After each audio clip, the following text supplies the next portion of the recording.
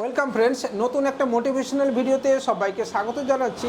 আমি কৃষ্ণেন্দু ধারা, পূর্ব মেদিনীপুর থেকে। তবে এই মুহূর্তে কিন্তু আমি পূর্ব মেদিনীপুরে নয়, আমি হাসনাবাদের ভেতরে একটা জায়গাতে রয়েছি। হ্যাঁ, কোথায় রয়েছি? যিনারা আমার পাশে বসে রয়েছেন তাদের একজ্যাক্ট অ্যাড্রেস যেটা, সেটা ওনারা নিজের মুখে বলবেন। আবারও বলছি, ইপে টাকা কেন ডুবেছে বা ইপে ডিস্ট্রিবিউটার যারা নিয়েছিলেন তারা টাকা ফেরত পেয়েছেন কি না, ইপে থেকে তারা কোথায় কোথায় মুভ হচ্ছেন, সমাধানের কেন ডিস্ট্রিবিউটার নিচ্ছেন, এইসব বিষয়ে যদি আপনি জানতে চান তাহলে আজকের এই ভিডিওটা আপনি দেখতে পারেন। ভিডিও শুরু করব এখান থেকেই। তবে আবারও বলছি, যদি ভালো লাগে লাইক কমেন্ট শেয়ারের সাথে সাথে আমাদের চ্যানেলটাকে আপনি সাবস্ক্রাইব করতে ভুলবেন না, বেল আইকনটাকে বাজিয়ে দেবেন। আর বিজনেস রিলেটেড আমাদের যে টেলিগ্রাম চ্যানেল রয়েছে উইথ কৃষ্ণেন্দু, সেখানেও আপনি জয়েন করতে পারেন। ভালো লাগলে আপনি ফেসবুক এবং আমাদের ইনস্টাগ্রামেও যেতে পারেন। তো চলুন বন্ধুরা, শুরু করি আজকের এই ভিডিওটা।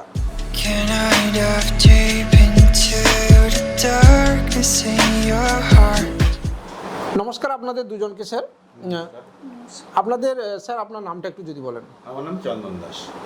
আমার নাম মধুমিতা দাস। মধুমিতা দাস। স্যার আপনার পুরো ঠিকানা?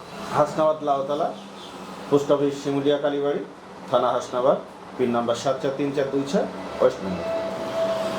স্যার এই দোকানটা কার? এই দোকানটা আমার মিসেসের। মিসেসের? আমি নিজে সার্ভিস করি। আচ্ছা। মিসেস হাউস ওয়াইফ ছিলেন, তিনি আপাতত সমাধানের আইডি নিয়ে উনি কাজ শুরু করছেন, সাথে এনএসডিএল পেমেন্ট। আপনাদেরকে পরিচয় দিই, স্যার নিজে অলরেডি একটা হাই স্কুলের টিচার, ম্যাথমেটিক্সের টিচার। ওনার ওয়াইফকে স্বাবলম্বী করার জন্য উনি এই ধরনের একটা উদ্যোগ কিন্তু উনি নিয়েছেন।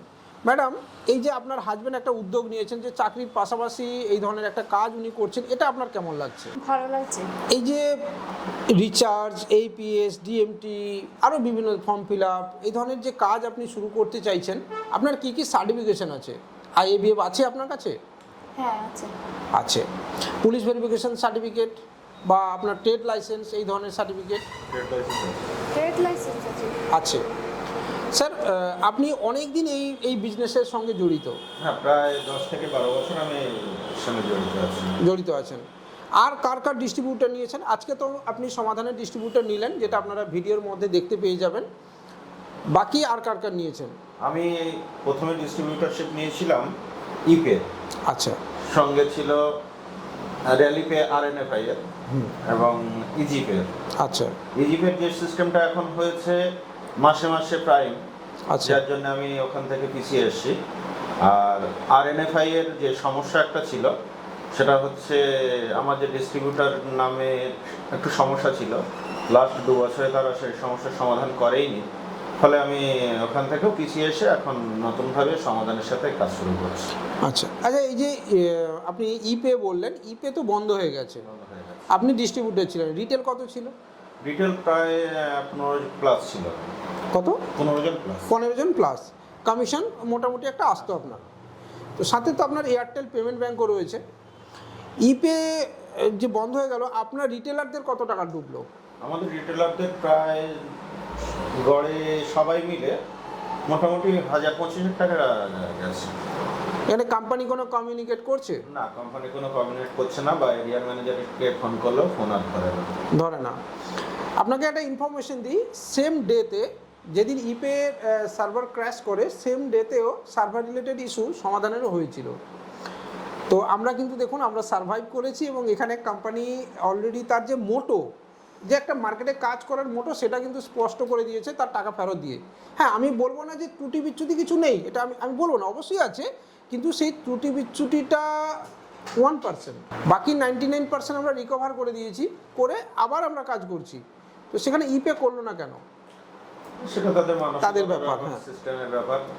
এবার যেহেতু সমাধানের এটা শুনেছি, শুনেই আমি ভেবেছি যে রিপিট করে আবার ব্যবসায় নেমেছে, তার সঙ্গে অবশ্যই ব্যবসায় নামা যায়। হ্যাঁ, এবং নাম চেঞ্জ না করে, কোনো কিছু চেঞ্জ না করে, তার পুরো যা ছিল সেটাই রয়েছে, খালি মাঝখানের এই টেকনিক্যাল গ্লিচটা সে আবার নতুন করে ঠিক করে দিয়েছে। দিনের শেষে আজকের এই এইপিএস মার্কেটকে যেভাবে সিকিউরিটি ফিচার্স দিয়ে দেওয়া হচ্ছে, সেখানে আপনার কি ধারণা? যত সিকিউরিটি আসবে তত মানে সিস্টেমটা আরও ভালো হবে, এবং যে মার্কেটে যে অবাঞ্ছিত লোকজন, সেগুলো মার্কেট থেকে আস্তে আস্তে তারা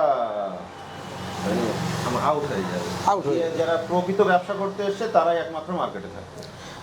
আচ্ছা, এই যে ফ্রড এটিএমে হয়, ওটিপি ফ্রড হয়, লিঙ্ক ফ্রড হয়, সবগুলো ছেড়ে খালি আধার ফ্রড দেখানো হয় কেন টিভিতে? উনি হয়তো এই উত্তরটাকে একটু অ্যাভয়েড করলেন।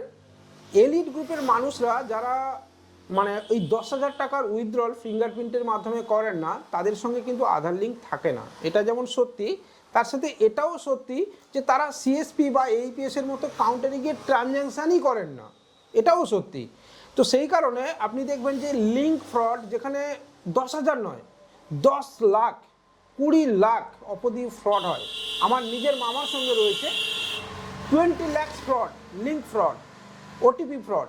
তো সেই ধরনের তথ্য কিন্তু আমরা দেখতে পাই না, কিন্তু সামান্য 5,000, 7,000 বা 10,000 টাকার যে নর্মাল যে ফিঙ্গারপ্রিন্ট স্ক্যান ফ্রড হয়, সেটাকে বেশি হাইলাইটেড করা হয়। কিন্তু ফ্রড সব জায়গাতে সমানভাবে রয়েছে, এটাই আমার বলার উদ্দেশ্য ছিল।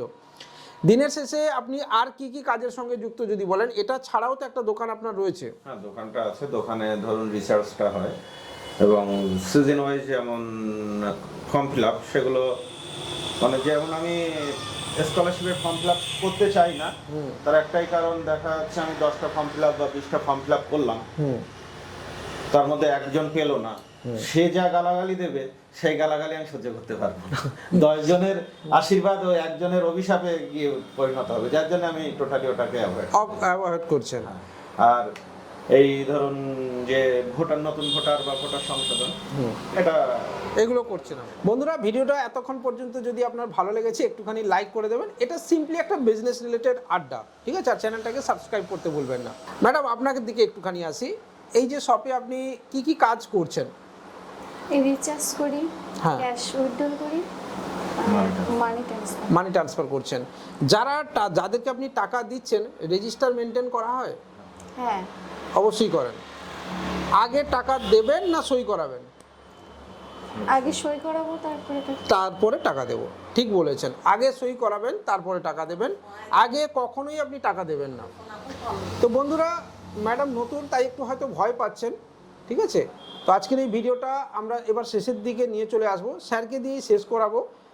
এই অঞ্চলের যে সমস্ত মানুষজন রয়েছে, তাদের উদ্দেশ্যে আপনি কি বলবেন? আর একটা প্রশ্ন, সেখান থেকে নেজার সন্দেশখালী যে বিভিন্ন গোলমাল হচ্ছিল, কারণ আমরা তো পূর্ব মেদিনীপুরের বাসিন্দা, তো এখানে এসছি, সেই কারণে জিজ্ঞাসা করছি, এখান থেকে এক্সাক্ট কত দূরত্ব? মোটামুটি 30 থেকে 35 কিলোমিটারের মতো ডিস্টেন্স।